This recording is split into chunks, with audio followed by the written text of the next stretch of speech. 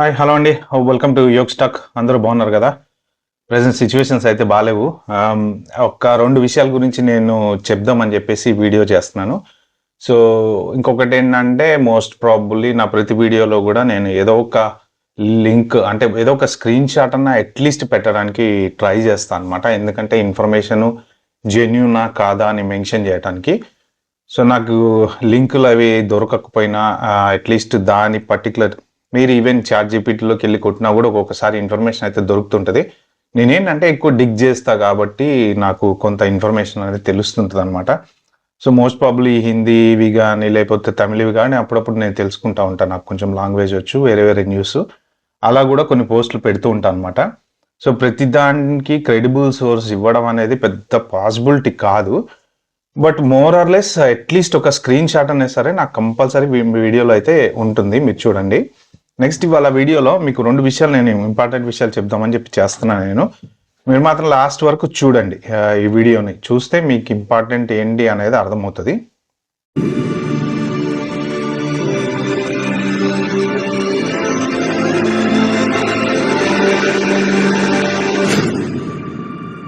Next ఒకటి ఏంటంటే నేను చెప్పాను కదా, పోర్ట్ ఆఫ్ ఎంట్రీలో చాలా మందికి ప్రాబ్లమ్స్ అవుతున్నాయి అని చెప్పేసి మా ఫ్రెండ్స్కి 2-3 అయినాయి అంటే చెప్పి దాని మీద కూడా చాలా ఫన్నీ కామెంట్స్ చేశారు చాలామంది. But I ignore them anyway. But it has happened అండి.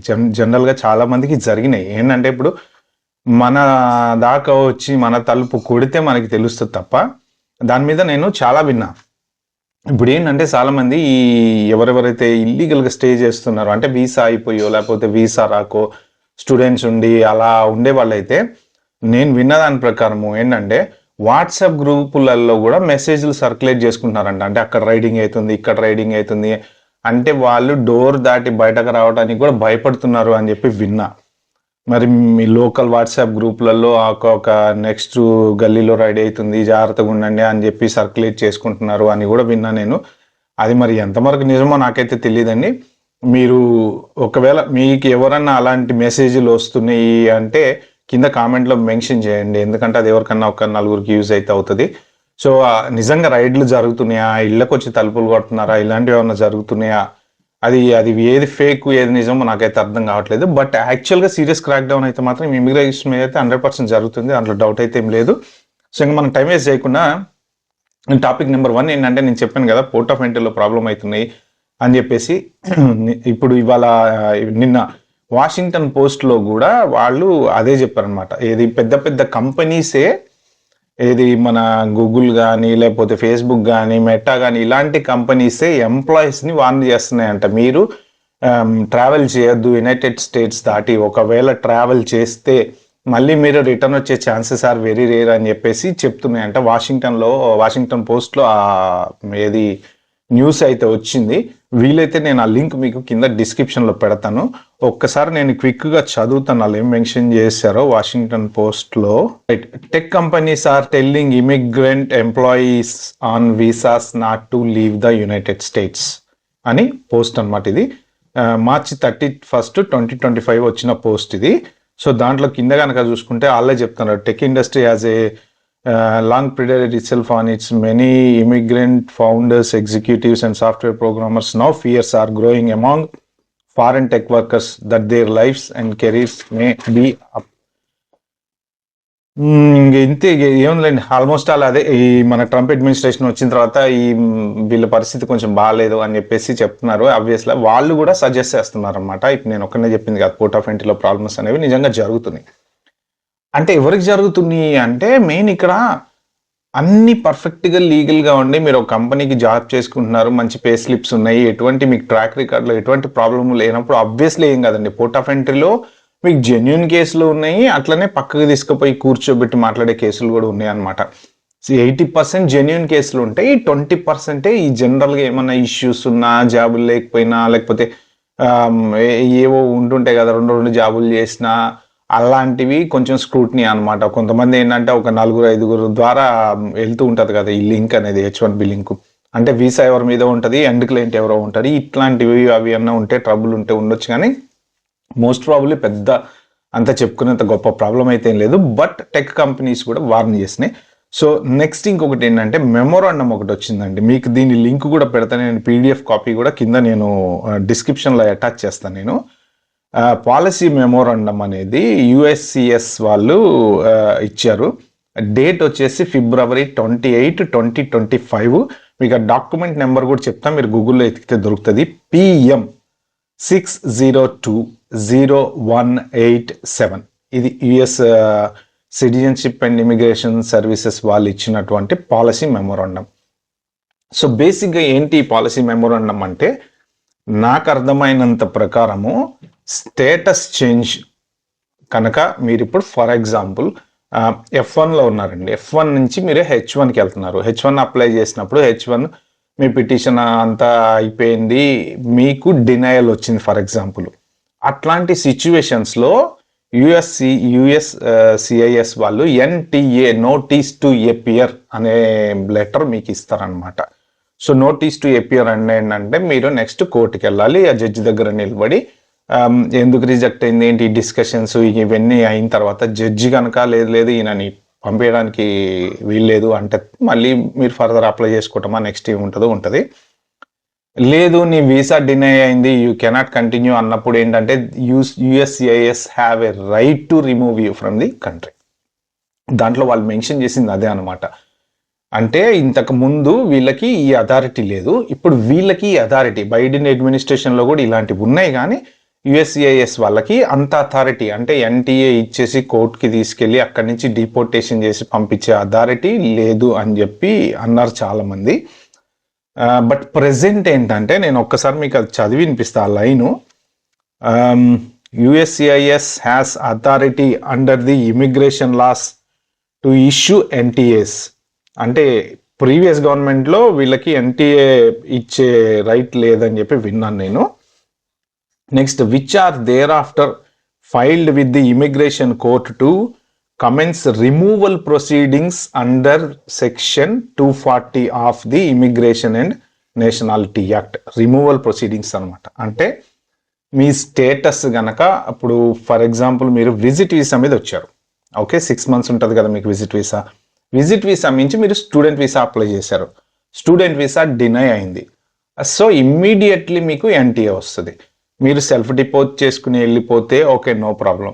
లేదు అంటే మీరు కోర్టుకి అపేర్ అయినప్పుడు వాళ్ళు కనుక మీరు ఎక్స్ప్లెయిన్ చేసింది జడ్జి కనుక కన్విన్స్ అవ్వకపోతే then they have a right to remove you అనమాట. వాళ్ళు కనుక లేదు నేను కన్విన్స్ అవ్వను, మీ వీసా డినై అయిపోయింది, you have to go back అంటే అప్పుడు వాళ్ళకి మీకు మిమ్మల్ని డిపోర్టేషన్కి పంపించి మళ్ళీ డిపోర్టేషన్ దగ్గర నుంచి ఆ డిటెన్షన్ సెల్ ఇవన్నీ రూల్స్ ఏమైతే ఉంటాయో అవన్నీ ఫాలో అవుతారనమాట. సో స్ట్రిక్ట్గా స్టేటస్ చేంజ్కి మాత్రం పర్ఫెక్ట్గా అప్లై అవుతుంది అనమాట. బట్ మరి H1 ఎక్స్టెన్షన్కి వెళ్ళినప్పుడు ఒకవేళ డినై అయితే మోస్ట్ ప్రాబబ్లీ ఇంత సీన్ ఉండకపోవచ్చు అని నేను అనుకుంటున్నా. ఎందుకంటే 3 years తర్వాత H1 మళ్ళీ ఎక్స్టెన్షన్కి వెళ్తాం కదా, ఒకవేళ డినై అనుకోండి ఫర్ ఎనీ రీజన్ మీరు మళ్ళీ అప్లై చేసుకోవచ్చు అని అంటే నాకు దీన్ని చదివిన దాన్ని బట్టి అర్థమైంది. మీకు కూడా లింక్ కింద పెడతాం, మీరు కూడా ఒకసారి చదువుకోండి క్లారిటీగా. మెయిన్ ఎఫెక్ట్ ఎవరికి అవుతుంది అంటే status change, that include green card apply చేసినా లేకపోతే గ్రీన్ కార్డ్ నుంచి సిటిజన్షిప్ అప్లై చేసినా F1 నుంచి H1 అప్లై చేసిన. సో దీంట్లో వీళ్ళు చాలా మెన్షన్ చేశారండి, డాక్యుమెంట్స్ రకరకాల డాక్యుమెంట్స్ మెన్షన్ చేశారు. INA 216, INA 237 చాలా చాలా మెన్షన్ చేశారు అనమాట. జస్ట్ బ్యాక్గ్రౌండ్ ఏంటంటే వీళ్ళు చెప్పటము USCIS is updating it's NTA policy అంటే వాళ్ళ NTA పాలసీని అప్డేట్ చేశారనమాట to address national security, public safety and the overall integrity of our immigration system through enforcement of INA. Okay, దీని ప్రకారము మీరు కూడా ఒకసారి చదవండి. బట్ దీని ప్రకారం చూస్తే మాత్రం ఏదైనా కానీ వాళ్ళకైతే రైట్ టు రిమూవల్ ఛాన్స్ అయితే ఉంది. సో చాలా ఉన్నాయి దీంట్లో, గ్రీన్ కార్డువి కూడా ఉన్నాయన్నమాట. ఒకవేళ మీరు ఫర్ ఎగ్జాంపుల్ చాలా మంది ఏం చేస్తారంటే విజిట్ వీసా మీద వెళ్తారు, వెళ్ళి అక్కడ లోకల్ అమ్మాయిని పెళ్లి చేసుకుని గ్రీన్ కార్డ్ ప్రాసెస్ చేసుకుంటారు అనమాట. ఇన్ని రోజుల నుంచి అవన్నీ నడిచినాయి. ఇప్పుడు వీళ్ళు ఏంటంటే అలా ప్రాసెస్ చేసుకున్నప్పుడు ఒకవేళ మీ అప్లికేషన్ డినై అయింది ఫర్ ఎగ్జాంపుల్, అప్పుడు వాళ్ళు NTA ఇస్తారు. ఆబ్వియస్లీ మన జడ్జి దగ్గరికి వెళ్ళాలి, వాళ్ళు డిటెన్షన్లో పెట్టేస్తారు తీసుకెళ్ళి, జడ్జి కనుక నో అని చెప్తే. సో కాబట్టి ఏంటంటే మెయిన్ ఎక్కువ స్టేటస్ చేంజ్లకి డిపోర్టేషన్ అయ్యే ఛాన్సెస్ అయితే ఉంటాయి అన్నమాట. సో మీరు ఎవరైనా స్టేటస్ చేంజ్ వచ్చి ఒకవేళ మీ వీసా డినై అవుతే 100% మీకు ఇక్కడ చిన్న లాజిక్ చూసుకోండి. మీ అంతటా మీరు వెళ్ళిపోవటానికి వాళ్ళు డిటైన్ చేసి పంపించడానికి చాలా తేడా ఉంటుంది. అదొక్కటి మాత్రం మీరు క్లారిటీగా గమనించుకోండి. ఎటువంటి పరిస్థితుల్లో వీసా డినై అయినా, మీరు అక్కడ ఇల్లీగల్గా ఉన్నా, ఏది ఉన్నా సరే మీరు సెల్ఫ్ డిపోర్ట్ చేసుకుని వెళ్ళిపోతే ఏంటంటే మళ్ళీ యూ కెన్ కమ్ బ్యాక్. లేదు మేము మొండిగా ఇక్కడనే ఉంటాము, మళ్ళీ పోరాడతాము, మా ఇమిగ్రేషన్ అటార్నీని పెట్టుకుంటాము, లాయర్ని పెట్టుకుంటాము అంటే మీరు వాళ్ళు ఆబ్వియస్లీ డిటైన్ చేసి మన డిటెన్షన్ సెల్కి పంపించి డిపోర్ట్ చేస్తే మీకు బార్ స్టాంప్ వేస్తారు. ఒక 5 సంవత్సరాలు మళ్ళీ యూఎస్ రావడానికి ఉండదు. అది మీ హిస్టరీలో ఉంటుంది. నెక్స్ట్ టైం మళ్ళీ మీరు ఏదైనా వీసా అప్లై చేసుకుని రావాలనుకుంటే మళ్ళీ ప్రాబ్లం అవుతుంది. మీ అంతటా మీరు వెళ్ళిపోతే ఏంటంటే మళ్ళీ ఏదైనా అప్లై చేసుకుని రావచ్చు అనమాట. కాబట్టి అదొకటి చూసుకోండి. బట్ ఏంటంటే బెటర్ మీకు ఇలాంటివి ఏమన్నా ఉన్నాయి, స్టేటస్ చేంజ్లు ఉన్నాయి అంటే మీరు ఇప్పుడు విజిట్ వీసా నుంచి for example green card apply చేస్తున్నారు, అట్లాంటివి ఏమన్నా ఉంటే మీరు ముందే అటార్నీని మాట్లాడుకుని చేసుకోవటం బెటర్. ఎందుకంటే క్రిమినల్ కేసెస్ మీద ఎక్కువ కాన్సన్ట్రేట్ చేస్తున్నారు వీళ్ళు. నేను ఒక వీడియోలో చెప్పాను కదా, డ్రంక్ అండ్ డ్రైవ్ కానీ లేకపోతే ఇంకేమన్నా డొమెస్టిక్ వైలెన్స్ కానీ ఇలాంటి కేసులు ఏమన్నా ఉంటే కనుక ఆబ్వియస్లీ వీళ్ళు చాలా సీరియస్గా తీసుకుంటున్నారు. కాబట్టి మీ స్టేటస్ చేంజ్ చేసుకున్న ఫర్ ఎగ్జాంపుల్ F1 మీద ఉన్నారండి, మీ మీద ఒక డ్రంక్ డ్రైవింగ్ కేసు ఉంది, ఇప్పుడు H1 అప్లై చేశారు. సో ఆ H1 స్టేటస్ మీరు చేంజ్ అవ్వచ్చు, చేంజ్ అవ్వకపోవచ్చు, చెప్పలేము. వాళ్ళు డినై చేశారనుకోండి, మీ మీద క్రిమినల్ ఇది ఉంది కాబట్టి ఆయన సెటిల్ అయిపోయింది, ఆయన సరే డినై చేశారు. సో అప్పుడు మీరేంటంటే మీకు NTA వస్తుంది, మళ్ళీ మీరు జడ్జి దగ్గరికి వెళ్ళి చెప్పుకోవాలి, లేదంటే ఏదో పొరపాటు జరిగిపోయిందని వాళ్ళు ఒప్పుకుంటే ఓకే, లేదు అంటే ఆబ్వియస్లీ సెల్ఫ్ డిపోర్ట్ చేసుకుని వెళ్ళిపోవాలి, లేదు వాళ్ళే డిటైన్ చేసి పంపించేస్తారు అనమాట. అది క్రిమినల్ కేసెస్ కూడా ఎఫెక్ట్ అవుతుంది. సో మీరు ఒకసారి ఇదైతే చూసుకోండి. మళ్ళొక్కసారి నేను డాక్యుమెంట్ నెంబర్ చెప్తా, మీరు ఒకవేళ ఎవరైనా మధ్యలో ఫాస్ట్ ఫార్వర్డ్ చేసి కనుక చూసుంటే మాత్రం PM60201887. ఓకే, సో ఈ వీడియో కనుక మీకు నచ్చినట్టయితే ప్లీజ్ అండి like, share, subscribe to my channel. Thank you.